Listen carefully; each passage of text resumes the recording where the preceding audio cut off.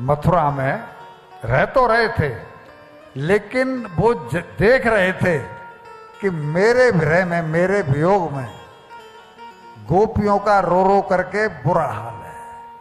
मैया बाबा हमेशा रोते रहते हैं, उनके यहाँ चूल्हा नहीं जल रहा है।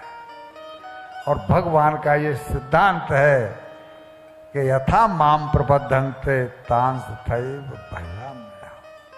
जो मुझे जिस रीति से प्रेम करता है, मैं भी उसको उसी रीति से प्रेम करता हूं।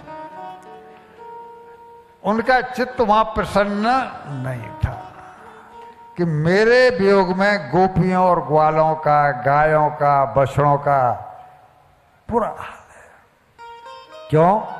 क्योंकि मैं उनसे ये कहकर आया था कि परसों वापस आ जाऊंगा। मैं वापस जा नहीं सकता, और मैं जाऊंगा नहीं तो वो सुखी हो नहीं सकते।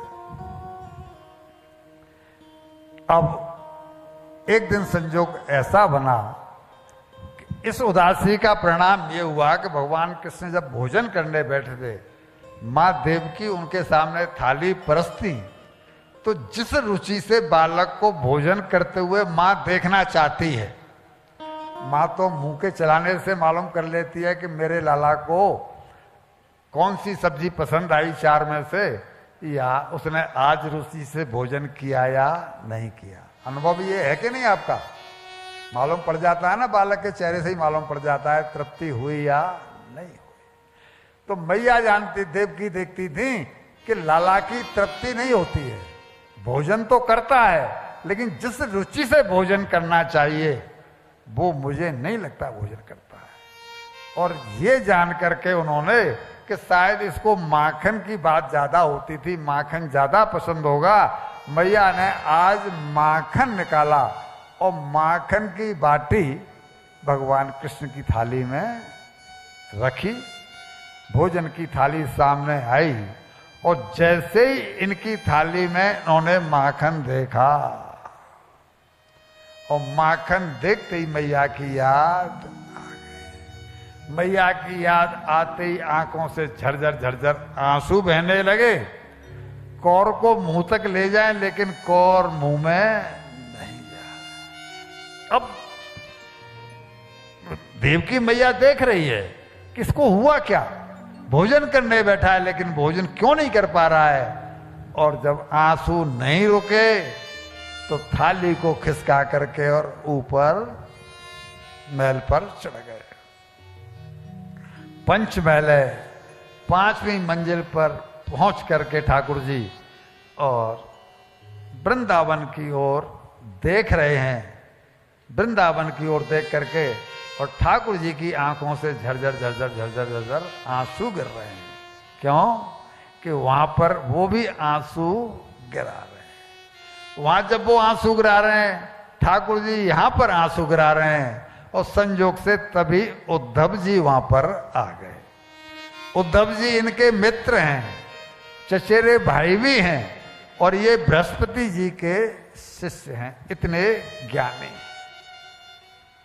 सखा होने के कारण आकर मैया से पूछा कि माँ कृष्ण कहाँ है। और जब मैया ने चेहरा ऊपर उठाया और आंखों में आंसू देखे तो पूछा माँ क्यों रो रही हो, क्या हुआ। बता दिया लाला कि कृष्ण को कोई दुख है। वो बताता तो है नहीं कि उसे दुख क्या है, लेकिन मैं देखती हूं कि उसका मन प्रसन्न नहीं है। आज तो हद ये हो गई कि कृष्ण ने भोजन भी नहीं किया है। इस थाली को खिसका करके वो चला गया। कहाँ गया? बोला ऊपर चला गया है। भगवान कृष्ण वहां पर रो रहे हैं। जब ये पहुंचे तो उनका मुख है वृंदावन की ओर, और जब ये पहुंचे तो उनकी पीठ थी उद्धव जी की ओर। उद्धव जी ने पीठ पर हाथ रखा। कृष्ण क्या हुआ, तुम रो क्यों रहे हो, तुम्हें क्या दुख है। मां कह रही थी कि तुम बहुत दुख महसूस करते हो, तुम प्रसन्न नहीं हो, तुम्हें क्या दुख है मुझे बताओ तो सही। हमको पता नहीं पड़ेगा तो दुख दूर करने का उपाय कहां से होगा। भगवान कहते हैं क्या करूं उद्धव, मेरी याद में मेरे गोपी ग्वाले सखा बहुत रोते हैं, और जब वो वहां पर रोते हैं तो फिर मेरे अश्रु भी थमते नहीं, मेरे अश्रु नहीं थमते। जब वो भोजन नहीं करते हैं मेरी विरह में, मेरी याद में, तो मेरे भी हलक में भोजन उतरता नहीं है। उद्धव ज्ञानी हैं, बृहस्पति जी के शिष्य हैं, इसलिए उनके गले ये बात नहीं उतरी। वो बोले कि ये तो कृष्ण बिल्कुल लड़कपन हुआ, अरे तुम तो ब्रह्म हो। और वो गांव की गंवारिन औरतें, वो ग्वाले गोपी क्या जाने कि ब्रह्म क्या होता है। वो तुमको एक ग्वाला जान करके और तुम्हारे भय में आंसू बहा रहे होंगे, और तुम भी उनके भय में आंसू उतारो। तुम अपने स्वरूप को देखो ना, तुम कौन हो। ठाकुर जी कहते हैं उद्धव तुम ज्ञानी हो, तुम वेदांती हो, तुम निर्गुण निराकार के उपासक हो, और वृंदावन की गोपियां और मैया और बाबा वो सगुण साकार के उपासक हैं। वो मुझसे जो प्रेम करते हैं अपना पुत्र जानकर ही प्रेम करते हैं। गोपियां प्रेमी जानकर प्रेम करती हैं, सखा अपना मित्र जानकर प्रेम करते हैं। तुम जिस बात को कह रहे हो वो उन पर लागू नहीं होती। मुझे भी प्रेम है उनसे, मगर मैं कह नहीं पाता।